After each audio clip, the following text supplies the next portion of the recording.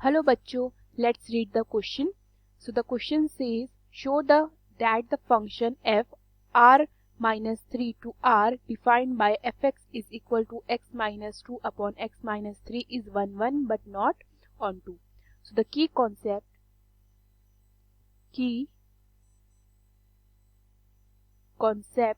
of this question is, suppose मेरे पास दो function है, मैं एक को fx1 मानती हूँ, दूसरे को fx2 मानती हूँ. ठीक है, मैं लेट करती हूँ कि ये दोनों फंक्शन एक दूसरे के क्या है, इक्वल है. सो अगर ऑन सॉल्विंग मेरा x1 is equal to x2 आ जाता है, सो दैट मीन्स जो मेरा फंक्शन है वो क्या हो जाता है, 1 1. ओके, मेरा फंक्शन क्या है, 1 1. सेकेंड थिंग, अगर मेरा कोडोमेन रेंज के इक्वल आ जाता है, सो उस केस में हमारा फंक्शन क्या हो जाता है, हमारा फंक्शन ऑन टू हो जाता है. क्लियर. सो क्वेश्चन में मुझे क्या गिवन है, क्वेश्चन मुझे है f from r minus 3 to r. ठीक है, यहाँ पे r रियल नंबर्स है and fx is equal to x minus 2 upon x minus 3. Clear. So let x comma y belongs to r minus 3 such that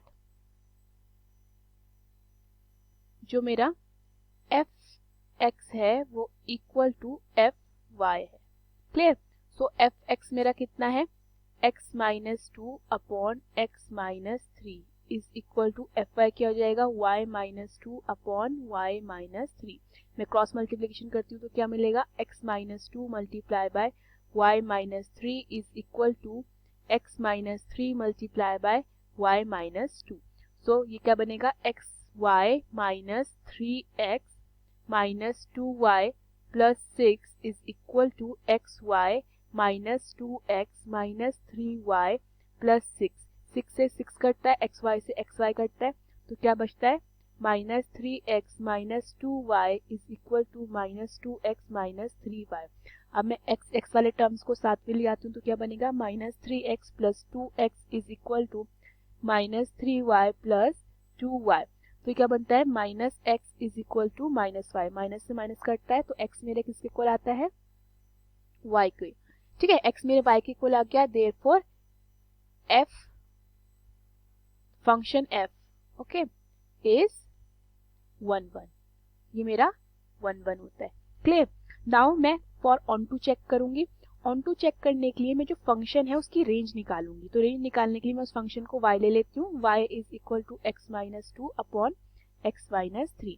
cross multiplication करते हैं तो क्या आएगा, y multiply by x minus 3 is equal to x minus 2.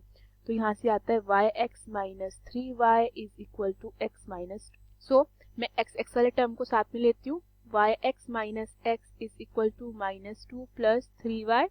यहाँ से मैं x common लेती हूँ तो क्या मिलेगा, y minus 1 minus 2 plus 3y. सो यहाँ से मेरे पास x कितना आता है, यहाँ से मेरे पास x आ जाता है minus 2 plus 3y upon y minus 1. इस फंक्शन की रेंज का मतलब है y की वैल्यूज. ओके, सो क्लियरली यहाँ पे मुझे दिख रहा है कि y की जो वैल्यू है हमारी वो 1 नहीं हो सकती है. सिंस y की वैल्यू मेरी 1 नहीं हो सकती. क्यों नहीं हो सकती, अगर मैंने y की वैल्यू यहाँ पे 1 ली तो 1 माइनस 1 क्या ना हो जाएगा, 0. तो कोई भी नंबर जिसके डिनोमिनेटर में 0 होता है तो अनडिफाइन हो जाएगा, यानी कि मेरी x की वैल्यू क्या हो जाएगी, अनडिफाइन हो जाएगी. अब वो आनी चाहिए हमारी रियल वैल्यूज.